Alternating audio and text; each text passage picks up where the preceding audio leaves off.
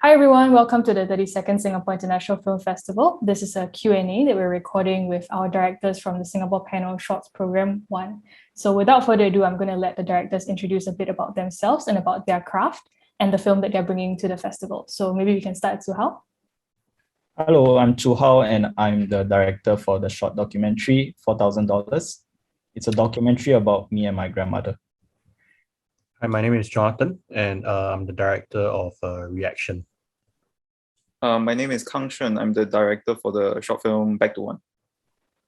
So to share a bit about this program, the program was put together because we saw some affinities between your films, and we've curated them based on the fact that all three films explore the craft of filmmaking, as well as how directors explore their own personal lives through the art of filmmaking. So maybe on a more personal question, I would just like to open this question to everyone, just for everyone to share a bit about what inspired them to make the specific films that they brought. So maybe we start with Kang Sheng. Well, for my film, I mean, the inspiration is really out of necessity because like before the pandemic hit, I was supposed to come back to Singapore to do a short film for my grad school studies overseas. Then when everything hit and, things became more and more serious, especially more towards Asia, because I'm studying in the US that time, they were still like very far away from the virus. I think for me, it was then, rethinking about the project. And literally like in the film, the project, well, my character or me, I'm trying to make is the film that I was trying to make previously. So then I think being at that juncture is like what, besides just doing a film for a film, like what is important to me, right? And then, being a filmmaker and all this while making films and having glad not being starring in them or participating like in front of the camera, I felt like it was at a point in time like I need to hold myself accountable, for, spending how many years pursuing the dirty word passion, right? and then now coming to a point where there is starting to be a price to pay up because being away from my family. So that was the final film is actually the result of the exploration. Yeah. Jonathan? Oh, okay. Oh, yeah. I think for me, it was actually the plan to make this film was because I teach a course in Singapore University of Social Sciences, smartphone filmmaking. So I actually wanted to like film some like footage for them to edit. But while I was making, and then the idea became a little bit more complex. I had a very vague idea that I just wanted to make a film about pettiness. Yeah, so I just approached my dad and brother, and I was inspired by their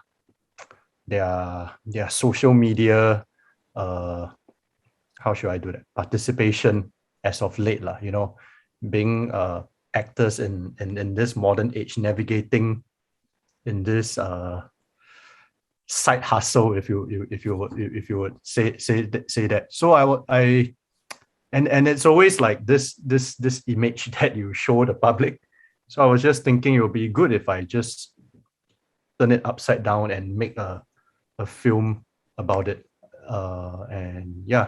And then after that, in the end, the film wasn't used for the students at all because I decided to make it into a film itself. So that's how I come about it. It's quite random, yeah. What about you, Zu Hao? So my documentary was meant to be a school assignment. We were supposed to make like a short documentary for our documentary class. But every time I went to shoot my grandmother, I realized like I didn't have enough footage to complete the whole story. So it ended up becoming a 48-minute short documentary. Yeah. During the class, my professor showed us a documentary about another filmmaker with her grandfather. And that kind of inspired me to do it my own way. Because in a lot of personal documentaries, the filmmaker, even though they have such a direct connection with the subject, they're always hidden behind the camera. So that's why I decided like maybe I can make things a little bit more fair or objective by having myself in the in front of the camera also. Yeah. Yeah, that's a very interesting point, and I actually would like to build up on that because watching Kang Sheng and Jonathan's films back to back, right, I was actually really curious about the docufiction hybrid reality that both of you have created. So I was really curious because I know that these two films are very personal to you. So exactly how much did you draw from your personal lives and your personal lived experiences to build these films? And did you intend for the docufiction hybrid to be a little bit blurred? And if so, what good do you think came out of that blurriness? Okay. Well, at least for mine, it was more.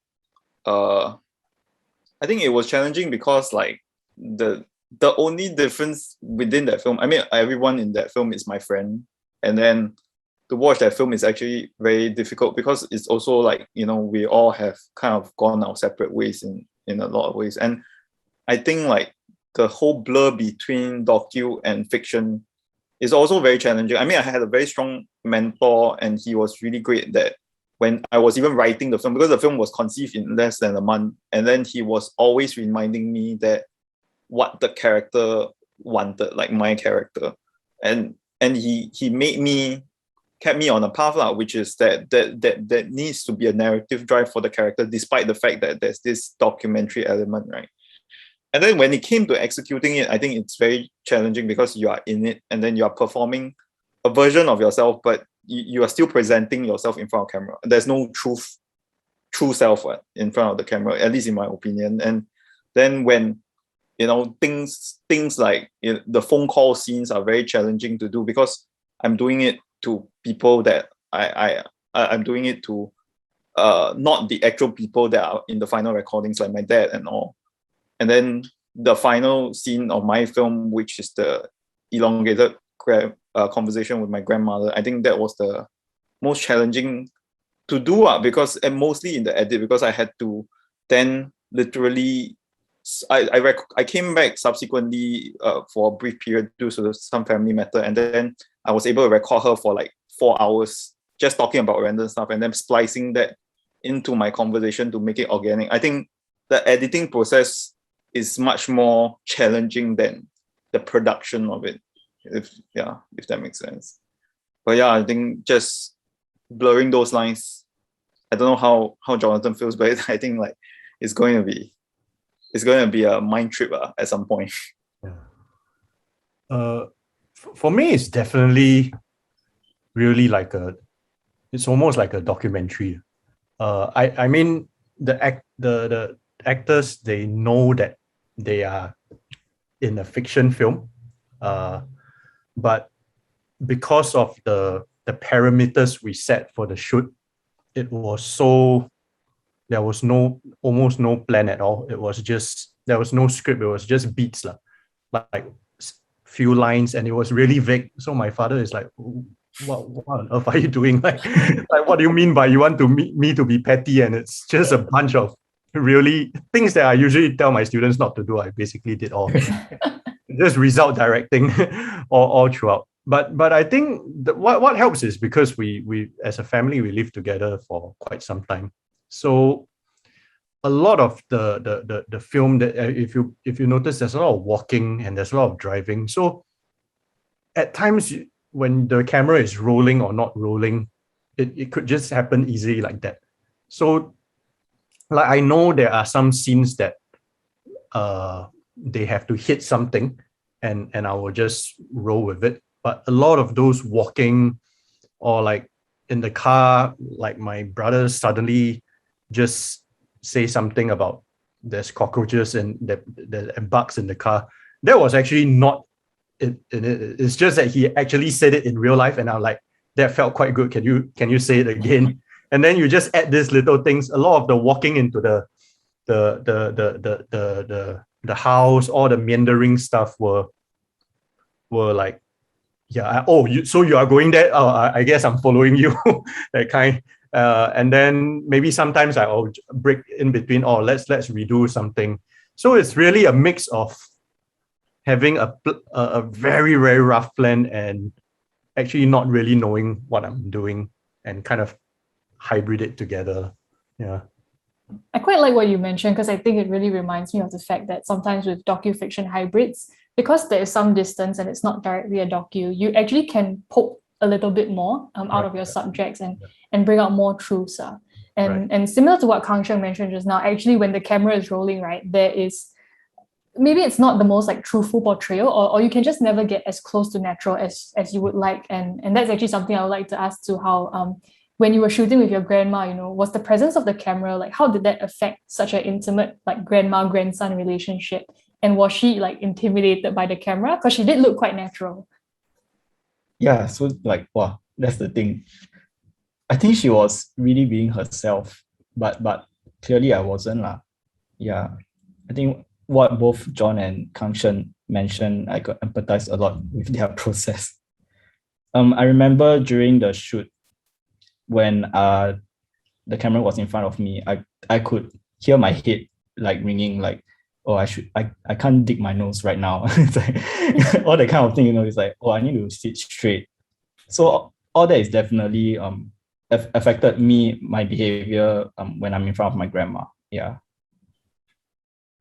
So maybe a question to all three of you, right? With the filmmaking form and with subjects that are so personal to you, how do you go about finding a very natural way to portray it? And how do you go about poking and bringing out the truth at the heart of your stories? I think for me that is why I shot this film on the smartphone, and it's really that invisible, you see, and it's almost like they are not aware, and it gives the space and that overarching atmosphere. It just becomes personal. Yeah. So in terms of form, that is where I'm coming from. Yeah. For me, the initial plan was to turn on the camera and let it run for like as long as I could, so long that both of us will forget that it's even there. But it didn't really work out that way. And then the documentary kind of became really reflexive. It became more about the filmmaking process itself. So I edited it in such a way that it's more about the process than trying to find out the truth between both of us. Yeah. I think I resonate with what everybody said. Like it's I mean, for me personally, I always had a allergic reaction to a script. And then it's like, I think it's an excuse for my poor script writing and in general. But I think that with this film, like putting myself in front of the camera, having family members actually be in the film, which I highly advise people try not to do it, because it's always I guess everybody here should have some stories about that. But like, I guess it's more of, for me, like over time, I realized I do enjoy this whole thing about really trying to wheel or trying to kind of control stuff in the midst of chaos. And it's like really riding a wave, like you're surfing on a wave, and then you just trying to not fall off that board constantly. Yeah. And then at the same time, land at a point where whatever you have in the final film is something that people kind of understand and it doesn't live in your head, because like, it can make sense to you. And then it's like after a drunken night, you just see like, what was I drawing? It's like a really weird, and you just hope that people resonate. Yeah. 100% what Kang Sheng just said. The last part was definitely the feeling of what I had when making the film. Yeah, because it's quite interesting when Kang Sheng and Zu Hao, when I listen to you guys, because I think you both have a very different experience with your films, because you've put yourselves almost as subjects into the film, right? Whereas Jonathan has decided to remain sort of like behind the camera, and his presence is never really addressed by the father and the brother. So I'm just curious, Jonathan, what was the creative decision behind this? And maybe you could share a bit more about how that affected you as a director with your brother and father as subjects. Because this actually like a sort of a sequel to my first short film, Rehearsal, a couple of years back. So I also, one of the things was I thought it would be quite interesting to show these characters every few years, where are they in their lives and how their relationship has progressed, without trying to tackle too big of themes or something like that, but just really take the smallest ripple of conflict to kind of expand between them. But I've never thought of like putting myself in front of the camera, because I think it's quite awkward for me. And but I did feel like I am really shooting a home video in a fictional sense, if that makes sense, especially when you are using the smartphone, just following around. Yeah. So yeah, in fact, some scenes you can actually hear me laughing behind. Yeah. So I guess that's the personal attachment or input into it lah. Yeah. Yeah, it's personal, but it's almost it's felt like on the periphery. It's never really like addressed directly. And I'm actually quite curious to see, did you set out to sort of explore this father-son relationship because they are so close to you, or was it like, sorry, maybe let me rephrase myself. Did you set out to explore this father-son relationship because it's something that you've always been curious by, because it's so close to you? Yeah, and I think in some way I'm also using my brother to be a surrogate for me as well. Yeah, and it's also accumulation of all the observations I have at home. Just seeing them talk about some things and their interactions, and yeah, it will be quite good to actually make that into a film. Yeah. I guess maybe since we're also discussing in your film right now, I would also like to ask like why the artistic choice to do it in black and white, and how you think that brought out the relationship a bit more.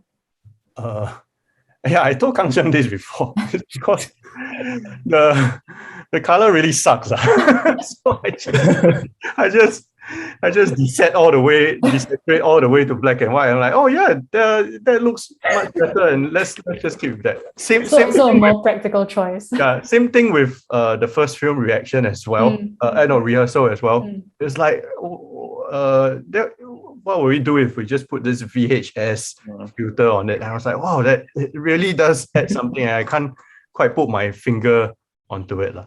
And I think on the side it's also because like I really like Hong Sang-soo films as well. And that black and white thing does really stays in the periphery of the mind, when making films. It's like, oh, that would be good if could try that out one day. Yeah. Life look better in black and white. Yeah. Like look. So you saw the colored version, Kang Sheng? No lah. Maybe Jonathan, you should release a color version. It's like super is half of the film's essence is gone. Yeah. Yeah, that's quite interesting. Could you maybe explain more about how the editing choices sort of like what you said, half of the film's essence is gone with color? Like what do you mean by that? Maybe I just want to poke a bit more into this area. So alongside the black and white thing, when I was editing the film as well, because I shot everything chronologically, and so it's really just basically trimming. You just put everything and then you just trim and trim. And I had my first cut was actually quite cutty, so to speak. So it's like really get straight to the action, less walking around. But I just felt like that the film's essence is gone, and I decide to just let all the meandering stuff just kind of put inside. It's not perfect by all means, but I just thought that it at least keep the film within its essence rather than cutting straight to the point of action. That something is quite missing there. Yeah. And the black and white was after, I think a black and white thing is once you go black and white and then you just can't see it already. It's like, okay, it's set in stone, embedded there already, and you just never quite look back after that. Yeah, Zu Hao, you also mentioned just now about the editing process with your film and how your film became more about a film about filmmaking. So I'm kind of curious as to what was left out during the edit, and strategically why were they left out? Also, there were a lot of parts, like I mentioned, like the process was turning on the camera and then shooting us for a very long period of time. That included like a lot of our meal time, a lot of our both of us watching television. So it really was like the conversation wasn't really going anywhere. And even if it was just like maybe one or two liners. So the main bulk of the action actually came from the documentary process. Yeah. So because of that, I had to take out quite a bit of those everyday moments.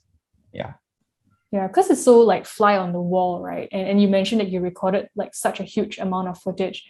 I'm also curious as to, were there some points where, the camera was not rolling and you missed out something quite key? Yes, there were quite a bit. And every time that happens, I just like, I should have rolled it. There was one where I asked her if she had any of her old photographs. And then she said, oh, I don't have, I lost it all. And I felt like it could have been quite useful for my film, because my film is all about the documentary process and the camera itself. So like to lose all that for her to lose all that footage, and the way she said it, like as if it was nothing, I felt like I felt very heart pain lah. Yeah. And on that, I guess I want to open up the question to all three of you as well.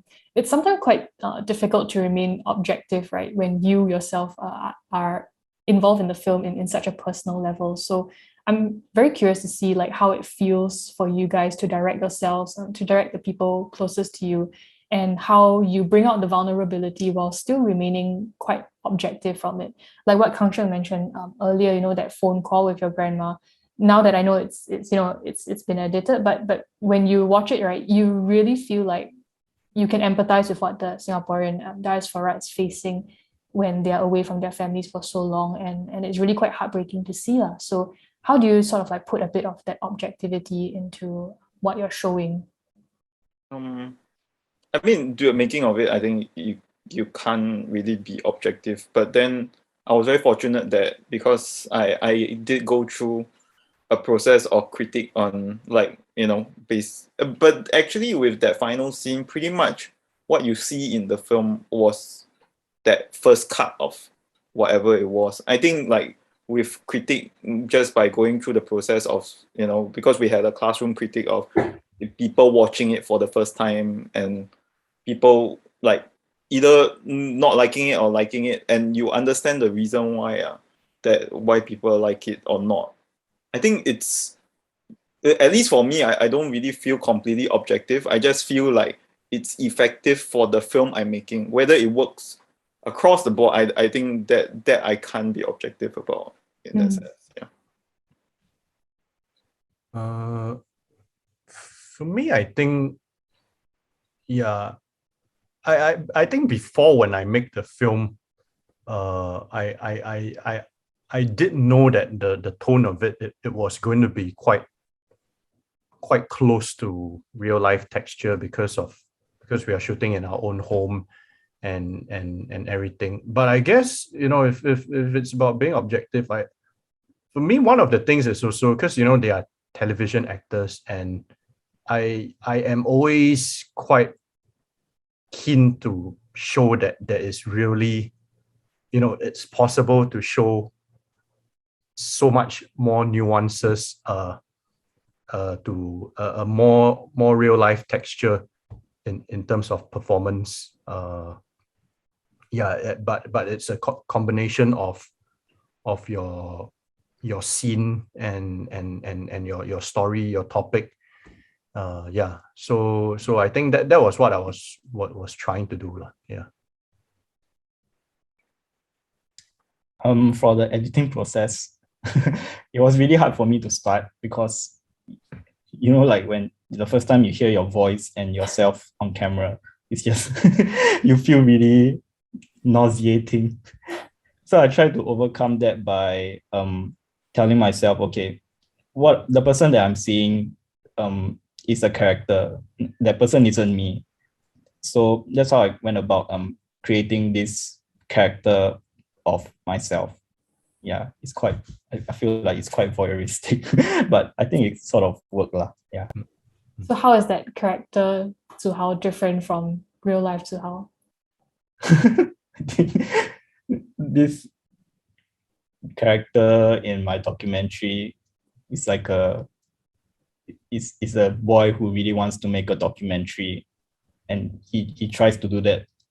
Whether it worked out or not, I think is up to the audience to decide. Yeah. Have you guys actually shown your films to the various close people that star in it? Yeah. And what are their reactions? Not bad. Full stop. Well, I don't know, like Jonathan is not bad. I feel like mine is like less than that. I don't know what would be less than that. Just like, okay. Yeah. Okay. Around there, around it. Yeah. Yeah. My friends and family, they kind of laughed and they enjoyed it. When my grandma first watched it, she was surprised about all the stuff that she was doing that she had never noticed before, and she was quite embarrassed and shy. Yeah, it took a while for me to convince her to go for the screening. Yeah, your grandma is amazing, man. Yeah. I think she will be a star at the Photograph. How do you think this has affected your relationship with the people involved in your films?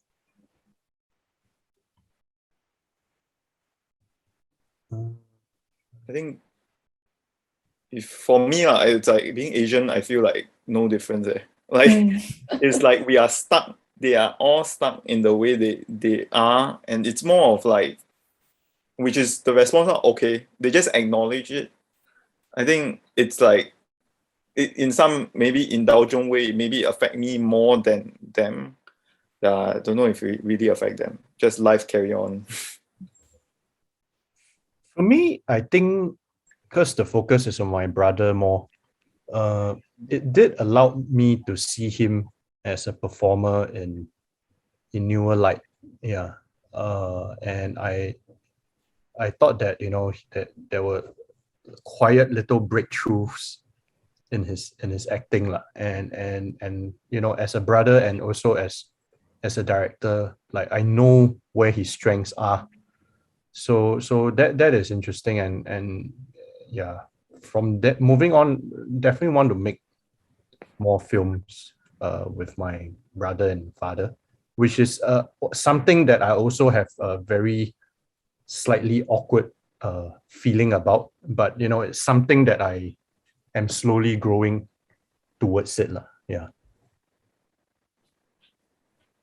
For me, actually, the SGIF experience is what is changing us more. I think, yeah, like the documentary could be made and then like we watch it and then like forget about it. But like this SGIF experience is really new to me and my family. So yeah, we're still going through that right now. Okay, so I have to wait till the end of the screening to ask your grandma how she feels. Yeah. Yeah, so I think we're sort of like around the 30-minute mark. So I just want to ask a closing question to you guys, and that would be, what is next for all three of you?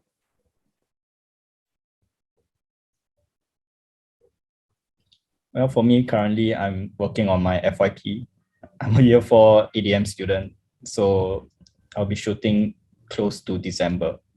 Yeah. For me, I'm actually trying to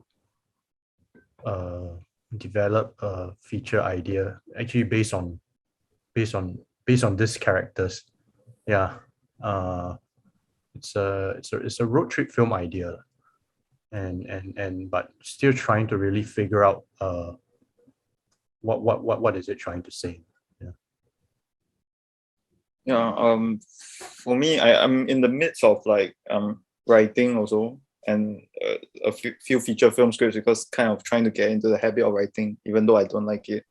But like I'm actually shooting a longer piece of a project that kind of navigates my struggles being away from home, and then but this is a long-term project that is going to spend a few years. So I kind of am shooting a portion of it now and then continue shooting subsequently, maybe end of this year and then next year, because no budget.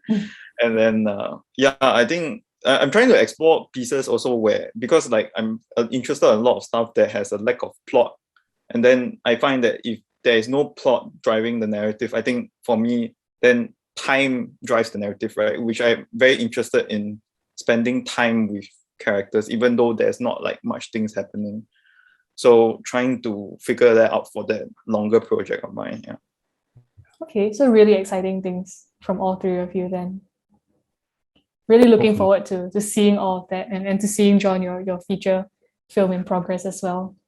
So I think with that, I'm pretty sure it will. And then you have to submit to SGIFF again.